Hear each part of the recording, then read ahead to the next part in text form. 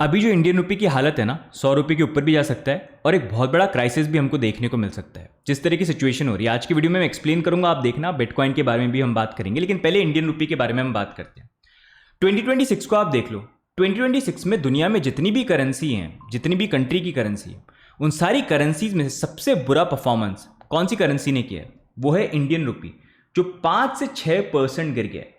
उसके बहुत सारे कारण हैं जिसके बारे में हम आगे बात करेंगे, लेकिन 5 से 6% पूरी दुनिया में सबसे बुरी परफॉर्मेंस अभी 2026 में अभी तक। साथ में अगर आप देखोगे इंडियन रुपी यूएस डॉलर के अगेंस्ट में तो गिरा ही है, ठीक है। यूएस डॉलर जो खुद अपनी परचेजिंग पावर लूज करता है, इसलिए बिटकॉइन है, राइट, तो वो तो खुद ही गिरता रहता है। लेकिन बाकी करेंसी जो हैं कंट्रीज़ की, वो यूएस डॉलर से उसको चेक किया जाता है कि कितना उसकी पावर है, कितना वो वैल्यूएबल है, नहीं है।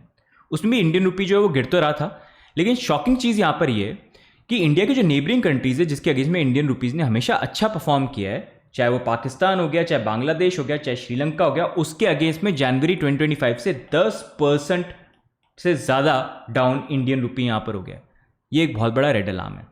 हालत इतनी बुरी है, अगर आप देखोगे इंडियन रुपी ऑलमोस्ट 11% फॉल कर गया है। इंडिया जो है ऑयल इंपोर्ट करता है, गोल्ड इंपोर्ट करता है, वो ठीक है, लेकिन यहाँ पर अगर आप देखोगे फॉरेन इन्वेस्टर्स जो हैं, उन्होंने भी यहाँ पर $20 बिलियन यहाँ पर पुल आउट कर दिया इंडियन मार्केट से, मतलब पैसा निकाल लिया। और जब फॉरेन इन्वेस्टर्स निकालते हैं ना पैसा, तो वो किसी रीजन से होता है, उनके पूरे एनालिस्ट बैठे होते हैं। इंडियन रुपी जिस तरह से गिर रहा है, उसको बचाने के लिए आरबीआई ने भी कोशिश करी।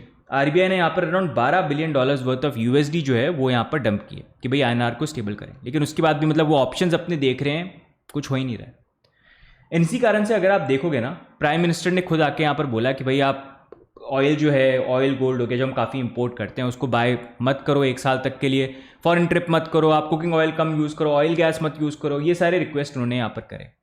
ये हो क्या रहा है तो मैं आपको एक्सप्लेन करता हूँ, क्योंकि ये जो आईएनआर है ना, अभी तो आप देख रहे हो हाँ गिर गया, चलो बाद में सही हो जाएगा, लेकिन एक प्रॉब्लम फिक्स नहीं हुई ना तो बहुत बुरी हालत हो सकती है। ऑल्दो इंडिया के जो रिजर्व है वो काफ़ी स्ट्रांग है, 690, लेकिन जिस तरह से हालत है, ये 2 साल के अंदर रिजर्व भी खत्म हो सकते हैं और बुरी हालत आ सकती है। तो देखो, मेन चीज़ है बिजनेस जब आप करते हो, बिजनेस का मेन मकसद क्या है? अगर आपको प्रॉफिट या दुकान चलानी है, अगर आपको दुकान चलानी है तो आप बाहर से जो सामान खरीदोगे, उस उतने अमाउंट का सामान जो है या तो आप बेचो या उससे ज़्यादा का बेचो, तभी आपकी दुकान चलेगी, सही है। अगर आप बाहर से ज़्यादा खरीद रहे हो लेकिन दुकान में जो आप जो चीज़ें बेच रहे हो वो उतने की बिकी नहीं रही, 100 रुपये का सामान खरीदे हो, 50 रुपये की चीज़ें बिक रही हैं, तो दुकान कैसे चलेगी? तब तक ही चलेगी जब तक आपके पास एक्स्ट्रा रिजर्व पड़े हुए हैं, थोड़े पैसे पड़े हुए हैं। जिस दिन वो पैसे खत्म, उस दिन आपकी दुकान में प्रॉब्लम आ जाएगी। तो इंडिया को भी आप एक दुकान की तरह मानो। हम क्या, बाकी सब बहुत सारी चीज़ें जो हमारी कंट्री में नहीं बनती हैं, चाहे फ़ोन हो गया, टेक्नोलॉजी हो गई, गोल्ड हो गया, ऑयल हो गया, वो सबका सब हमको बाहर की कंट्री से मंगाना पड़ता है। उसको मंगाने के लिए हमारा इंडियन रुपी यूज़ नहीं होता, वो होता है यूएस डॉलर। यूएस डॉलर ही बाय सेल के लिए सब कुछ। हमको कुछ खरीदना होता है, हम यूएस डॉलर में खरीदते हैं। हमको कुछ इंडिया से बेचना होता है, तो वो भी हम यूएस डॉलर में ही लेते हैं। तो पूरा ट्रांजेक्शन यूएस डॉलर में होता है, इंडियन रुपी में नहीं होता है। तो उसके कारण हम यहाँ पर जो है बाहर से बहुत सारी चीज़ें खरीदते हैं। जैसे अगर आप देखेंगे, इंडिया अलोन जो है बाहर से सामान कितने का खरीदता है? 770 बिलियन टू 800 बिलियन। लेकिन हमारी दुकान से हमने खरीद तो लिया इतने का, बेचते कितने का है? तो बेचते हैं यहाँ पर 440 टू 460 बिलियन। मतलब हमारा 300 से 340 बिलियन डॉलर का जो है एक तरह से आप इनडायरेक्टली लॉस मान लो कि इतना जो है हमारी दुकान से हम बेच ही नहीं पा रहे हैं। खरीद ज़्यादा रहे हैं लेकिन बेच कम रहे हैं। और यहाँ पर बात आती है कि जब ट्रेड होती है किस पे होती है? वो इंडियन रुपये में नहीं, यूएस डॉलर में होती है। इसलिए आरबीआई जो है रिजर्व रखता है कि जब कुछ बाय सेल करना होता है, वो ये यूएसडी जो होता है उसमें बाय सेल होता है। तो यहाँ पर अगर आप देखोगे 690 बिलियन जो ये हमारे पास पड़े हुए हैं, अगर हम 300 से 340 बिलियन के डेफिसिट में, मतलब इतना हमारा ज़्यादा यूएसडी हमको ज़रूरत पड़ती है, तो ये रिजर्व भी 2 साल के अंदर ख़त्म हो सकते हैं। एंड यही रीज़न है जिसके कारण इंडियन रुपी जो है फॉल कर रहा है। हम यहाँ पर सर्विसेज वगैरह कुछ चीज़ें हैं जो हम सेल करते हैं, लेकिन उतनी इनफ नहीं है जितनी हमारी खपत है। खपत हमारी इतनी सारी है, हम मंगाते हैं, हमको चाहिए। आपको कोई भी चीज़ आप लेते हो, आप गोल्ड खरीदते हो, कोई भी चीज़ करते हो, वो सारी चीज़ें फुलफिल करने के लिए यूएस डॉलर यहाँ पर यूज़ होते हैं, जो इंडियन गवर्नमेंट यहाँ पर यूज़ करती है और उसके थ्रू यहाँ पर आता है। और वही बेसिकली यहाँ पर इम्पैक्ट कर रहा है इंडियन रुपी को।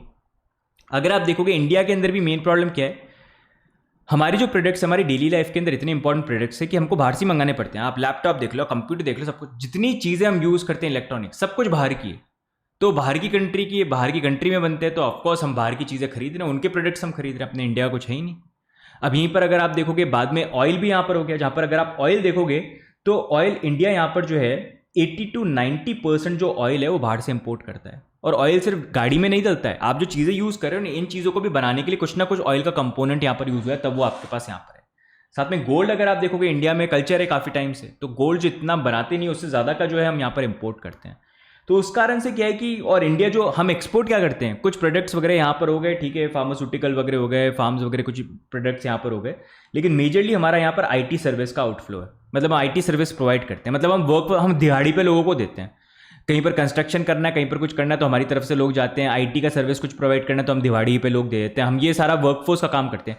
हमारी कोई प्रोडक्ट ही नहीं है, हमारी कोई चीज़ें ही नहीं है जो पूरी दुनिया उसके पीछे भागे। ऐसा कोई फ़ोन हो, ऐसा कोई कंप्यूटर है, ऐसी कोई टेक्नोलॉजी हो जो इंडिया के लोग तो यूज़ करें लेकिन पूरी दुनिया भी उसके पीछे भागे कि हमको चाहिए, ताकि वो डॉलर पे करें और वो सर्विस को यूज़ करें। ऐसा ही नहीं, हम पे करते हैं डॉलर क्योंकि हमको बाहर की चीज़ें चाहिए होती है। और यही मेन प्रॉब्लम है। जब तक ये चीज़ें चेंज नहीं होंगी ना, ये चीज़ें फिक्स नहीं होगी, इंडियन रुपी ऐसे ही फॉल करेगा। और अभी वो रेड अलार्म जो है फ्लैश होने स्टार्ट हो गए कि पहले तक चीज़ें ठीक थी, चलो इंडियन रुपी यूएस डॉलर के अगेंस्ट में गिरता आ रहा है, चलो ठीक है, वो तक फिएट सिस्टम है जो आपको पता है, राइट। लेकिन नेबरिंग कंट्रीज़ के अगेंस्ट में भी जब गिर रहा है तो वो एक बहुत बड़ा रेड अलार्म बन जाता है। और अभी करंटली जो सिचुएशन है यहाँ पर बन गई है। अब यहीं पर इम्पैक्ट जो है एक तरह से क्रिप्टो के ऊपर भी आ सकता है, क्योंकि कोई भी ऐसी चीज़ जहाँ पर आईएनआर से आपको बाहर के या किसी दूसरे एसेट जो उसके अंदर कन्वर्ट करना पड़े, चाहे आप गोल्ड को बाय कर रहे हो, चाहे आप कुछ और चीज़ बाय कर रहे हो, तो उस पर इंडियन रुपये पे इम्पैक्ट आता है। तो वहीं पर बिटकॉइन या फिर आप स्टेबल कॉइन्स को भी देख सकते हो। स्टेबल कॉइन जो बेसिकली यहाँ पर डॉलर को रिप्रेजेंट करते हैं, एक यूएसडी इक्वल टू एक स्टेबल कॉइन होता है जो क्रिप्टो में काफ़ी यूज होता है, ट्रांसफर के लिए भी यूज़ यहाँ पर हो सकता है। अब इंडिया में अप्रॉक्सीमेट नंबर तो नहीं है, लेकिन एक रफ नंबर अगर आप देखेंगे 8 बिलियन से 25 billion dollars worth of stable coin Indian use करते हैं, मतलब इंडायरेक्टली यूएसडी को होल्ड करते हैं।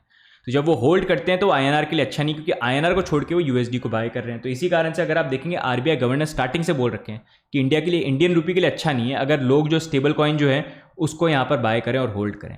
एंड इसी कारण से हो सकता है कि हमको अभी देखो गोल्ड को लेके बोल रहे हैं कि नहीं कम बाय करो, आप फॉरेन ट्रैवल कम करो, ऑयल वगैरह सारी चीज़ों लेके।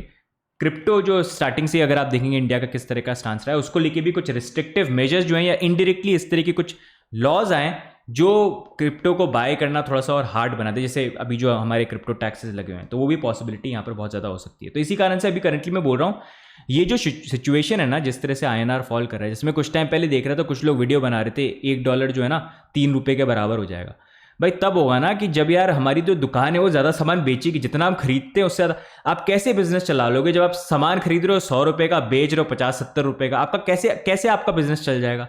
और हमारा इंडियन रुपी तो ट्रेड के लिए यूज़ नहीं होता। अगर वो ट्रेड के लिए यूज़ हो, वो सारी चीज़ें हो तो बातें अलग, लेकिन उस लेवल का है नहीं। आज की डेट में भी मैक्सिमम जो ट्रेड है पूरी दुनिया के अंदर वो यूएस डॉलर के अंदर ही यहाँ पर होती है।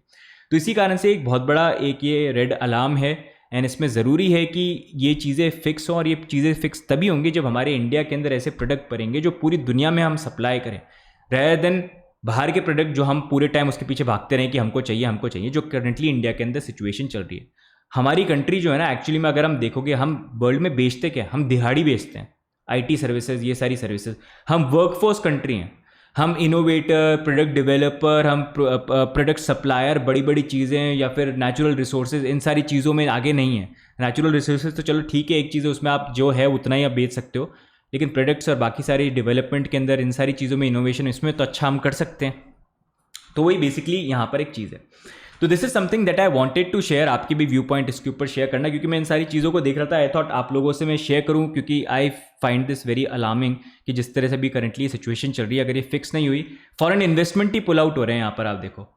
तो लेकिन कुछ चीज़ें हैं जो मे बी चीज़ों को चेंज करें, उसको लेके मे बी नेक्स्ट वीडियो में मैं और डिटेल में बात करूंगा, नहीं तो ये वीडियो काफ़ी लंबा हो जाएगा, तो आप कमेंट करके बताना। लेकिन अब नेक्स्ट मूविंग ऑन जो है, हम थोड़ा सा बिटकॉइन जो है उसका भी प्राइस एनालिसिस कर लेते हैं, क्योंकि यूएस के भी कुछ नंबर्स निकल के आए।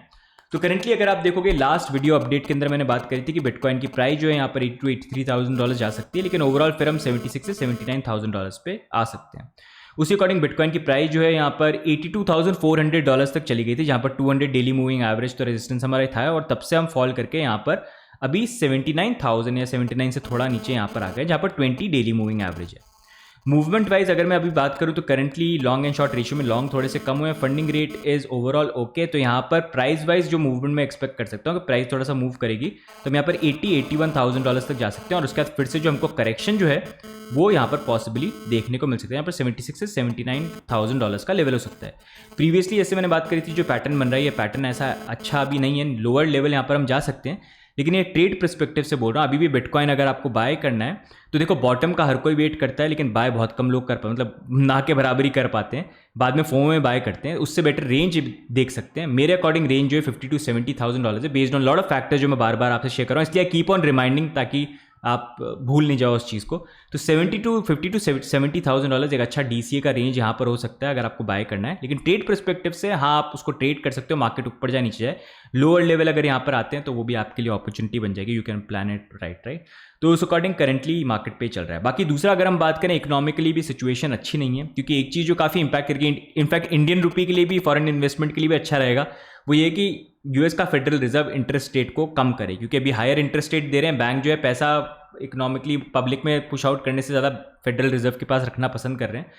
तो वो जो इंटरेस्ट रेट है कम तभी होगी जब इन्फ्लेशन नंबर्स बेटर आएंगे। और इस बार इन्फ्लेशन नंबर जो है उस 12% बन गए, 3.3 से 3.8% पे यहाँ पर आ गए। साथ में PPI जो बेसिकली यहाँ पर कंपनी चीज़ों वगैरह प्रोडक्ट बनाती है, तो उनका इन्फ्लेशन महंगाई कितनी हुई जो वो बेचते वगैरह, तो उसमें भी देखोगे 22% बन गया वो यहाँ पर 4.9% से 6% पे आ गया। तो ओवरऑल महंगाई जो बढ़ रही है, और मिडिल ईस्ट की जो पूरी सिचुएशन चल रही है उसका इंपैक्ट तो इंडिया के ऊपर है ही, क्योंकि जो ऑयल में पैसे दे के हम खरीदते थे अब उससे ज़्यादा पैसे देने पड़ रहे हैं ऑयल को खरीदने के लिए।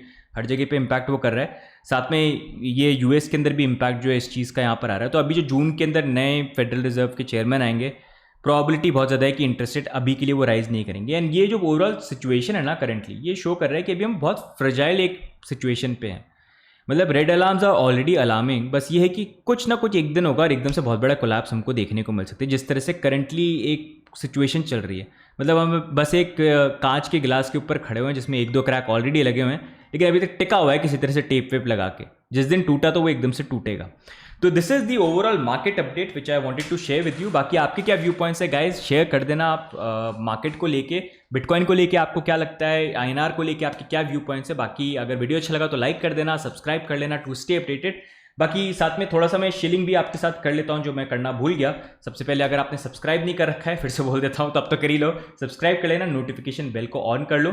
साथ में अगर आप मार्केट को लेकर अपडेट रहना चाहते हो, जैसे कोई भी चीज़ हो रही होती है ना, ये नंबर्स वगैरह सारी चीज़ें हम अपडेट करते हैं इसको टेलीग्राम के ऊपर, सबसे पहले आपको मिलेगी, तो उसका लिंक नीचे मिल जाएगा। साथ में if you want to use exchange, तो हमारे पार्टनर एक्सचेंजेस कॉइनस्विच को आप यूज कर सकते हो, जिसका लिंक नीचे मिल जाएगा। You will get benefit and it will also support us indirectly. तो गाइज आज की वीडियो में इतना ही, बाकी मिलते हैं हम नेक्स्ट वीडियो में, तब तक के लिए bye and take care, see you guys, bye bye.